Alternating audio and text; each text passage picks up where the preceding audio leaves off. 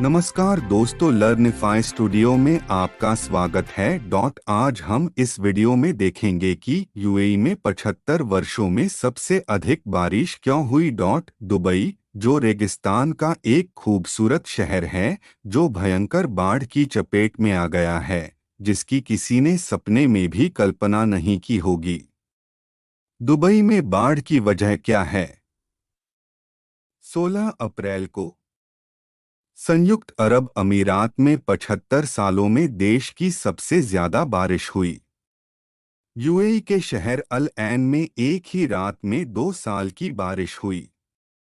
कुछ विशेषज्ञों ने अनुमान लगाया था कि क्लाउड सीडिंग द्वारा प्रेरित कृत्रिम वर्षा इस जल प्रलय के लिए जिम्मेदार थी, लेकिन संयुक्त अरब अमीरात के राष्ट्रीय मौसम विज्ञान केंद्र ने एक बयान में कहा कि कोई क्लाउड सीडिंग नहीं की गई थी तथा संगठन चरम मौसम की घटनाओं के दौरान इस तरह के कार्य नहीं करता है। क्लाउड सीडिंग एक मौसम परिवर्तन तकनीक है जिसमें संघनन नाभिक को बादलों में लगाया जाता है ताकि उनकी बारिश करने की क्षमता को बढ़ाया जा सके।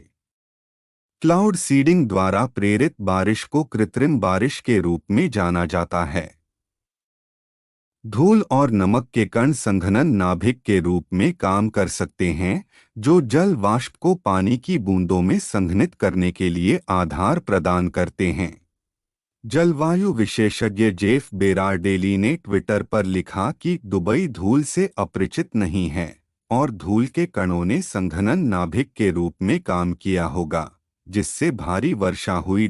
संयुक्त अरब अमीरात में अभूतपूर्व बारिश के पीछे संभावित कारण यूएई में हुई अभूतपूर्व बारिश के लिए वैज्ञानिक कम दबाव वाले सिस्टम और जलवायु परिवर्तन को जिम्मेदार मान रहे हैं। जब किसी क्षेत्र में कम दबाव वाला सिस्टम होता है, तो नमी से भरी हवा उस स्थान की ओर बढ़ने की संभावना होती है। इसके अलावा मानवजनित गतिविधियां जलवायु परिवर्तन से प्रेरित चरम मौसम की घटनाओं जैसे कि बहुत अधिक वर्षा की संभावना को बढ़ाती हैं, यहां तक कि उन जगहों पर भी जहां बहुत कम वर्षा होती है। ऐसा इसलिए है क्योंकि जलवायु परिवर्तन के कारण समुद्र का तापमान बढ़ता है, जिससे बारिश की संभावना बढ़ जाती है। ऐसा लगता है कि कम दबाव वाली प्रणाली के कारण यूएई में नमी वाली हवा आई है। यह कहना मुश्किल है कि यह एक बार की घटना जलवायु परिवर्तन के कारण है। हमें अप्रैल में ऐतिहासिक वर्षा की चरम स्थितियों को देखना होगा। हालांकि जलवायु परिवर्तन के कारण वातावरण गर्म होने से दुनिया भर में इस तरह की चरम वर्षा की संभावना अधिक होती है। वातावरण के गर्म होने से जल चक्र में तेजी आती है, इसलिए चरम घटनाओं की संभावना बढ़ जाती है। आईआईटी मद्रास के सिविल इंजीनियरिंग विभाग के प्रोफेसर बालाजी नरसिम्हन ने एबीपी लाइव को बताया। उन्होंने यह भी कहा कि कई मॉडलों ने पहले ही इस चरम मौसम घटना का पूर्वानुमान लगा दिया है। क्लाइमेट ट्रेंड्स के रिसर्च लीड डॉक्टर पलक बाल्यान के अनुसार प्राकृतिक परिवर्तनशीलता और स्थानीय मौसम पैटर्न ने यूएई में भारी बारिश में योगदान दिया हो सकता है, जबकि व्यक्तिगत मौसम की घटनाओं को सीधे जलवायु परिवर्तन के लिए जिम्मेदार नहीं ठहराया जा सकता है। लेकिन गर्म होता वातावरण नमी की मात्रा बढ़ाकर वर्षा को तेज कर सकता है। जलवायु परिवर्तन वैश्विक स्तर पर चरम मौसम की घटनाओं को बढ़ाता है, जो संभावित रूप से दुबई के वर्षा पैटर्न को प्रभावित करता है। हालांकि विशिष्ट जिम्मेदारी के लिए आगे के विश्लेषण की आवश्यकता है। क्लाउड सीडिंग के पीछे का विज्ञान तथा इस पद्धति से कृत्रिम वर्षा होने में कितना समय लगता है, आइए जानते हैं आगे।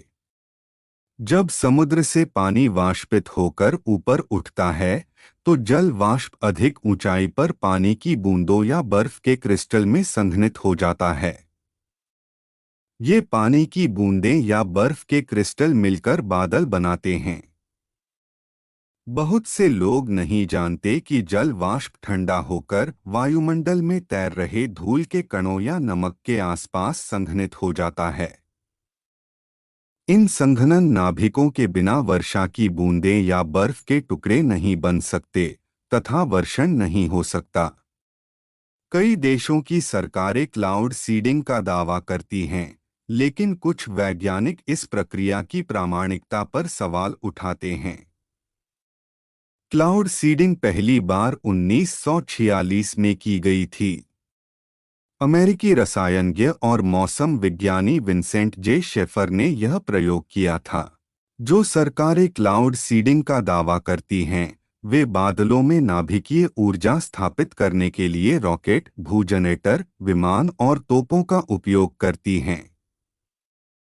ब्रिटानिका के अनुसार ठोस कार्बन डाइऑक्साइड मतलब सूखी बर्फ और सिल्वर आयोडाइड बर्फ के टुकड़ों के निर्माण के लिए सबसे प्रभावी नाभिक हैं। उन्हें सुपरकूल्ड बादलों में लगाया जाता है, जो उपतापमान पर पानी की बूंदों से बने होते हैं। पानी की बूंदें संघनन नाभिक के चारों ओर वाष्पित हो जाती हैं और फिर जल वाष्प बर्फ के क्रिस्टल में जम जाती है। इसे ग्लेशियोजेनिक क्लाउड सीडिंग कहा जाता है।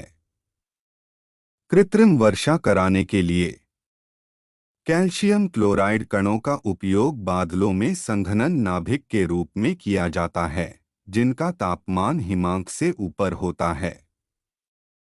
जल वाष्प संघनन नाभिक के चारों ओर एकत्रित होकर पानी की बूंदें बनाता है, जो बारिश के रूप में गिरती हैं। इसे हाइग्रोस्कोपिक क्लाउड सीडिंग कहा जाता है। प्रोफेसर नरसिम्हन के अनुसार क्लाउड सीडिंग उन मौसम प्रणालियों पर नहीं की जाती है जो निश्चित रूप से पर्याप्त वर्षा का कारण बनती हैं। यह समझाते हुए कि क्लाउड सीडिंग तब की जाती है जब नमी से भरे बादल एक साथ नहीं आ पाते। उन्होंने कहा कि सीडिंग से वर्षा को प्रेरित करने में मदद मिलती है, बशर्ते कि अन्य वायुमंडलीय परिस्थितियां अनुकूल हों। क्लाउड सीडिंग और कृत्रिम वर्षा के बीच की अवधि कुछ मिनटों से लेकर 2 घंटे तक होती है। क्लाउड सीडिंग के लिए नमी से भरे बादलों की उपस्थिति अत्यंत महत्वपूर्ण है। सूखाग्रस्त क्षेत्रों, शुष्क क्षेत्रों या उन स्थानों पर जहां पर्याप्त वर्षा नहीं होती, क्लाउड सीडिंग लाभदायक हो सकती है। ऐसा इसलिए है क्योंकि क्लाउड सीडिंग से वर्षा की दक्षता बढ़ जाती है, जो कि जमीन पर पहुंचने वाली वर्षा की मात्रा और बादलों को बनाने वाले जलवाष्प की मात्रा का अनुपात है। हालांकि डॉक्टर बाल्यान के अनुसार अगर क्लाउड सीडिंग का प्रबंधन सावधानी से नहीं किया जाता है तो यह अनजाने में बाढ़ का कारण बन सकता है। क्लाउड सीडिंग की प्रभावशीलता अलग-अलग होती है। कुछ अध्ययनों से पता चलता है कि यह 1 घंटे के भीतर बारिश ला सकता है, जबकि अन्य संकेत देते हैं कि इसमें कई घंटे से लेकर कई दिन लग सकते हैं। अनियंत्रित या अत्यधिक क्लाउड सीडिंग से अत्यधिक वर्षा और बाढ़ आ सकती है, जिससे सावधानीपूर्वक कार्यान्वयन और निगरानी की आवश्यकता पर प्रकाश डाला गया है। तो दोस्तों, हमें कमेंट करके ज़रूर बताएं कि आपको ये वीडियो कैसा लगा। अगर ये वीडियो आपको पसंद आया है तो वीडियो को लाइक करें और ऐसे ही दिलचस्प वीडियोस देखने के लिए हमें सब्सक्राइब करें। साथ ही बेल आइकन को दबाएं ताकि नए वीडियोस आपके पास जल्द से जल्द पहुंचे। धन्यवाद।